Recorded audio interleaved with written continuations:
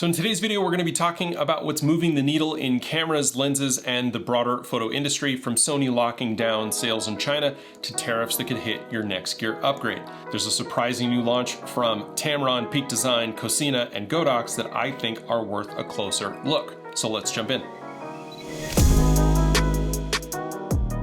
Sony's outsized presence in the Chinese camera market is making waves, and it's backed by fresh data. In the 2025 online digital camera market, Sony clinched the #1 spot overall for both interchangeable lens cameras and lens sales, according to data released by JD.com. The Sony Alpha 7C Mark II took first place in interchangeable lens camera sales, while the Alpha 7 IV followed in second place. In the lens category, the Sony FE24-70 f2.8 G Master II emerged as the bestseller, leading a top 5 that also featured other Sony standouts like the 20-70 f4, the 70-200 f2.8, the 70-200 f4, and the 50mm 1.4. But Sony isn't just thriving with individual models. They've secured their status as the most popular brand in both camera and lens categories, outpacing Canon, Fuji, Nikon, and Panasonic for cameras, as well as Canon, Sigma, Nikon, and Tamron for lenses. This kind of across-the-board dominance sends a clear message. Sony's lineup is resonating with consumers, whether they're first-time shooters or experienced photographers. In a market as competitive as China's, this performance is both rare and telling. So have you noticed that Sony's gear is taking over in your community? I can tell you, as a Canon shooter who does a lot of video, most of my peers are shooting with Sony. But drop your thoughts on why you think Sony's pulling ahead, or if you're sticking with your brand and why. Next, we're seeing some action in the world of photo accessories, and this isn't a brand new story. This happened a couple of weeks ago, but Peak Design has launched their 3 new Pro tripods. These are tailored to different shooting needs, and according to photorumors.com, one line caters to photographers who need a compact lightweight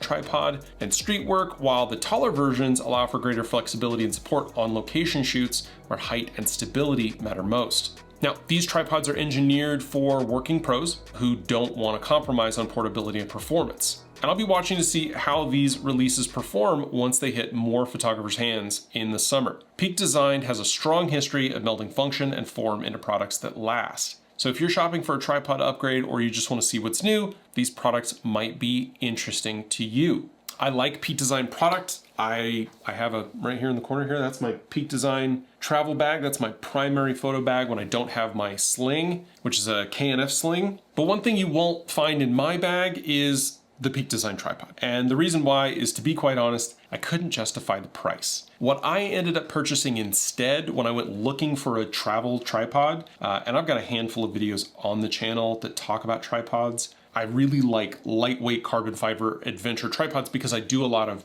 backpacking and mountain biking and hiking where I need lightweight tripods. So what I actually ended up going with was, and I do have a review on the channel for this tripod, is the newer LT32. There's also the LT38, but at last check, the LT32 was on some kind of mega discount, but this thing is a super lightweight carbon fiber tripod with the extendable legs. I really like this tripod.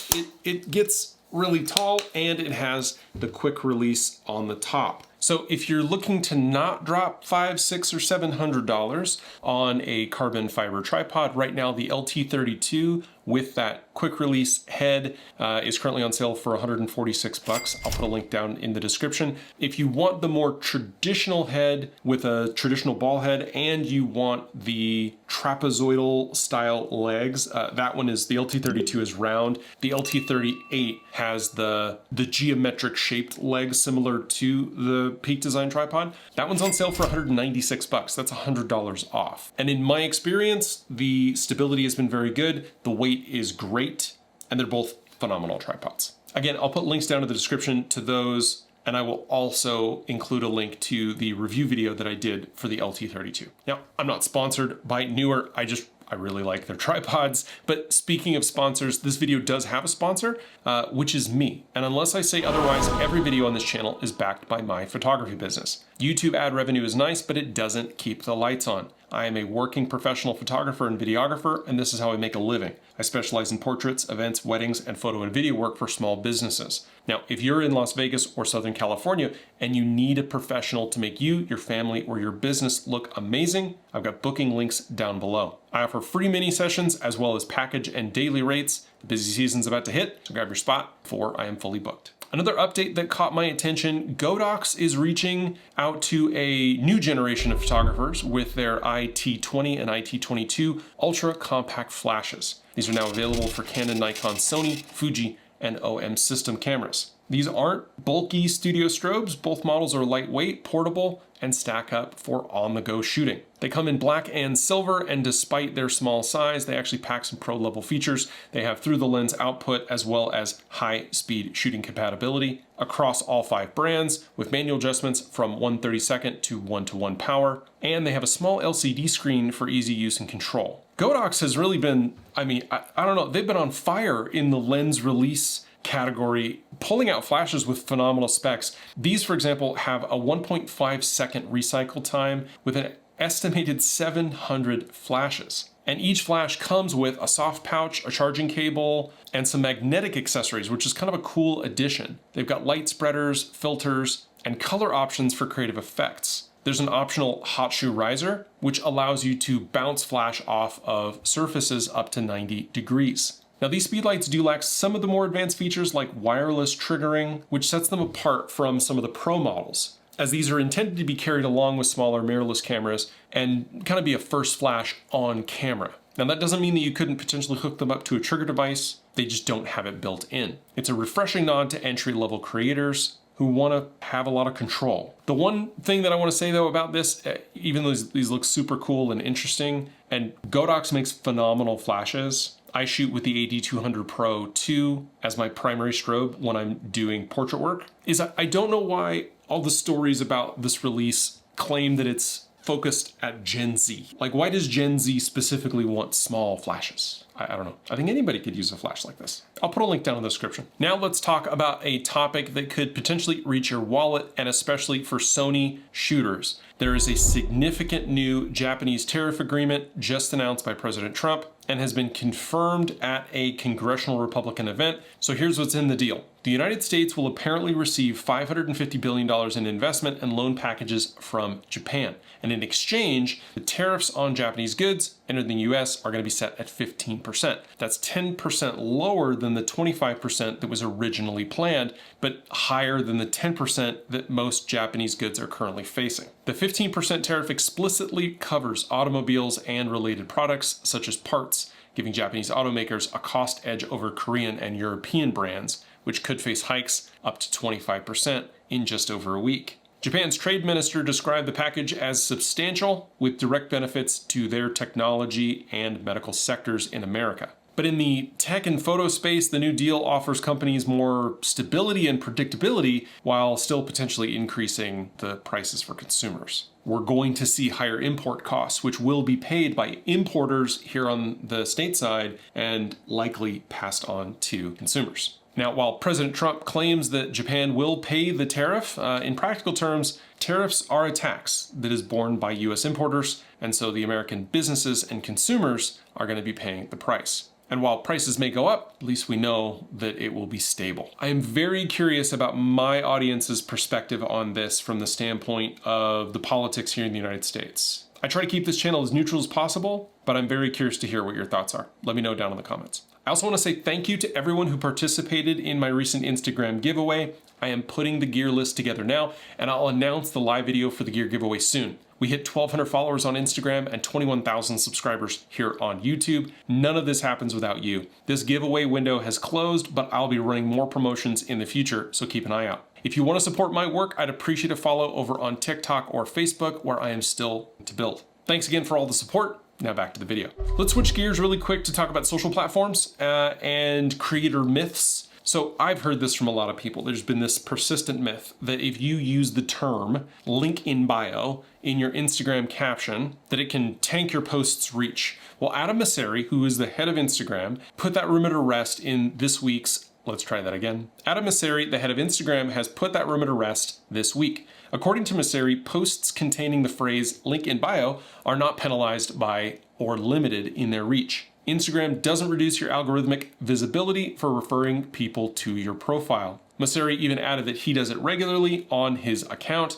and encouraged users to keep using it if it's helpful. The misconception took root as creators assumed Instagram would rather keep people on the platform than risk losing engagement to external sites. In reality, any loss in views comes not from the phrase, but likely from decreasing engagement. If asking followers to leave Instagram interrupts natural interaction, that may actually impact your presence on the platform. If your posts aren't getting eyes after you say link in bio, then it's less about algorithm punishment and more just about the psychology of audience behavior. If you're a creator navigating Instagram's ever-changing rules, rest easy and keep using the tools that work for your audience. Next, let's talk about news for our optics fans. There are notable developments from Tamron and Cosina that portrait and wildlife shooters should keep an eye on. Tamron has been granted patents for 2 super zoom lenses, a 40 to 500 millimeter f4.5 to 8.2 and a 50 to 600 millimeter f4.5 to 8.2, representing a significant advance in versatile zoom ranges that cover one lens do-it-all shooting. Now, this is not a lens that you're probably going to see on a professional camera operator's body, but definitely for those who are looking for outdoor controlled lighting environments.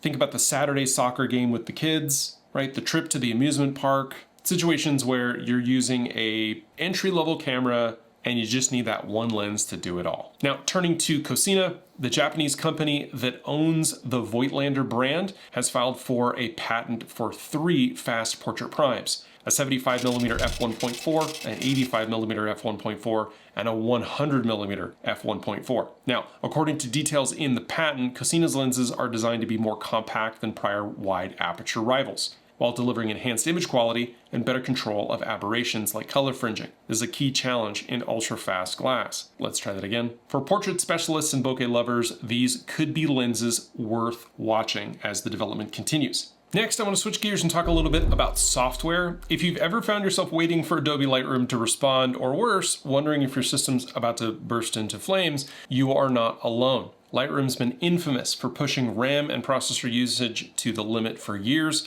regardless of whether or not you're on a decked out Mac or a solid Windows PC. Bulk exports and memory draining features like face recognition can make even robust computers buckle under the weight, sometimes requiring a hard reboot. Bulk exports and memory draining features like face recognition can make even robust computers buckle under the weight. Enter an alternative, Rapid Raw. Now, an 18-year-old developer who goes by Cyber Timon has built a raw photo editing tool that's designed to be everything Lightroom isn't. It's lightweight, quick to load, and easy on your system resources. The layout is clean and minimalistic, prioritizing user-friendliness without unnecessary gimmicks. And it stands out for how simple it is to navigate, even for beginners. Rapid Raw's lightning-fast launch speeds and quick exports mean you're spending more time editing and not waiting. But let's get specific. Rapid Raw offers all the basic editing tools that you'd expect on a slider-driven adjustment system. Curves, non-destructive edits, everything saved in sidecar files, and a UI that can be themed. Adjustable resolution, previews, and handy keyboard shortcuts speed up the process, and you can save presets or rate images to streamline your workflow. Now, unlike Lightroom, there are no extensive catalogs, but you do get a session-based system similar to what you have in Capture One. Now, this is still entry-level software, and there are some limits. 14-bit RAW images like those from Nikon Z mirrorless cameras aren't supported yet. You'll also notice that there are some real quirks. The shadow slider still needs some work, and occasionally darkening instead of lifting shadows is a result, and masking tools are basic and hampered by a lack of AI integration. So should you ditch Lightroom for Rapid Raw? Not quite yet, but it's worth a look, especially if you're priced out by subscription software. So should you ditch Lightroom and switch to Rapid Raw? Not quite yet, but it's worth a look, especially if you're priced out by subscription software. It's not bad for a free tool, and it covers about half of Lightroom's capabilities. Now, another alternative to Lightroom that you've heard me talk about on the channel is Luminar Neo, and it's a strong one, especially if you're tired of high-priced subscription models. Neo is a fully featured photo editor that's built around AI tools that actually run on device. So that means that things like background removal, portrait bokeh, super sharp improvements, denoising, upscaling, they happen locally. Your photos don't leave your computer. It supports layers, non-destructive editing, lens correction, batch processing, and it has its own built-in catalog for organizing images. You also get advanced tools like panoramic stitching, HDR merging, and focus stacking. It works as a standalone app, but you can also use it as a plugin for Lightroom and Photoshop if that workflow is better for you. Now, right now, that's $69 for a year. That's 75% off. It's less than $6 a month. But if you're done with subscriptions altogether, you can actually buy a lifetime license from them for $119. That's a one-time payment. You own it. There's no recurring fees, and you keep getting updates for a period of time. Now, if you want to check that out, I do have a promotional code down below with a link to that discount. Next, let's talk about some lens news that had instantly caught the attention of ultra-wide enthusiasts. Sigma is quietly working on something that we've kind of never seen before, a 15mm f1.2 full frame, and that's a rectilinear design. So that's a significant shift from Sigma's existing 15mm f1.4, which is a fisheye. Now, according to patent documents, this new optic would measure just 16.3 centimeters in length. That's only about half a centimeter longer than the current 15mm f1.4 fisheye, despite offering an even wider aperture and a distortion-free straight line perspective. If this gets released, it would mark a whole new engineering milestone for landscape and architectural shooters who need maximum angle of view without pronounced curvature of a fisheye. Now, of course, before you get your hopes up, there's no guarantee this lens would actually make it to market. And like many lens patents, this could just be a concept that showcases Sigma's current design thinking. But the very possibility of a 15mm f1.2 rectilinear lens opens up some exciting options for anyone seeking wide, fast glass for nightscapes, architecture, or really any kind of creative work. Next, Sony has unveiled a camcorder that is not just about 4K resolution or AI autofocus, but introduces a whole new layer. Sony has unveiled a camcorder that's not just about 4K resolution or AI autofocus, but it introduces a whole new layer to the digital journalism and filmmaking scene. Content authenticity verification right in camera. The PXW Z300 is the world's first handheld XD cam to embed digital signatures using the C2PA standard directly into recorded video files. Now, this camcorder is built around a triple sensor system, specifically three 1/2 type Exmor-R CMOS image sensors, each one for red, green, and blue, right? This is a CCD camera. And the result is what Sony describes as exceptionally detailed and lifelike 4K UHD footage with an AI-driven autofocus system that enables the camera to track subjects even when they're turned away, or occupy just a small part of the frame. Meanwhile, enhanced auto tracing, white balance ensures that skin tones remain accurate even under shifts in lighting. Now, looking at the lens and feature set, the PXW Z300 is equipped with a 17 by optical zoom lens covering a 35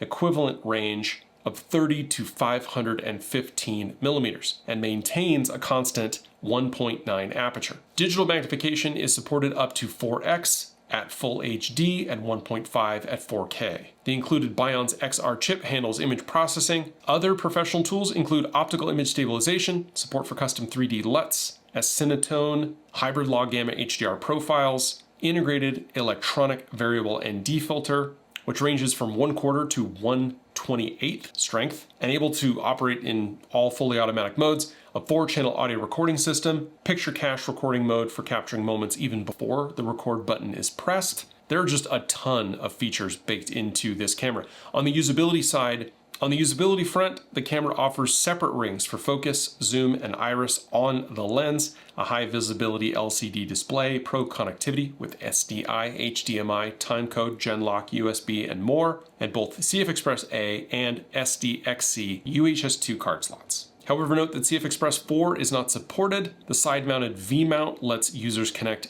Sony-compatible portable data transmitters for live workflows. Now, Sony hasn't set the price or release date yet, but considering that last year's Z200, which was a single sensor model, came in around $4,300, this will likely exceed that. Preview units have already been showcased in Beijing. While content authenticity is a flagship feature, it will require a separate upgrade and is only supported in MP4 for now. Finally, I want to share a story that's both moving and unique. In the Ghanian city of Tekemon, I really hope I'm saying that right, photographer and videographer Eric Fosu, also known as Ericus, was recently laid to rest in a coffin crafted to look like a Sony video camera. And this wasn't just a generic display, the coffin included Sony branding, faux control buttons, and a red recording light. Lens markings for focal length and aperture, imitation knobs, and built-in microphone. It even had a display screen showcasing an image of Eric at work. Now, this tribute was part of a funeral tradition known as fantasy coffins, where the casket is designed to represent the deceased life or profession. It could be a camera for a photographer, fish for a fisherman, or a chocolate bar if you were a cocoa farmer. The concept is to honor what the person loved or did in life symbolically to send them into the afterlife to continue their trade. These custom-made coffins have been a central part of Ghana's cultural landscape since the 1950s, especially among the Ga people. They turn funerals into vibrant celebrations reflecting each person's individuality and legacy, even as they remain away for loved ones to mourn and pay their respects. So I'm curious, if you had to pick a coffin to represent your life or work or passion, what would it look like? What are you getting buried in? Drop your thoughts in the comments. Now, if you want to support what I'm doing here, consider becoming a channel member for $1 if you want to book a photo or video session. All the details are down below, including all my free mini sessions and my gear and deal lists. That's everything that I use to make my videos and everything I use in photography. But as always, the best way that you can support the channel is just to hit the like and subscribe button. Those are both free and they go a long way to helping me grow here. Thank you so much, and I'll see you in the next one. Bye.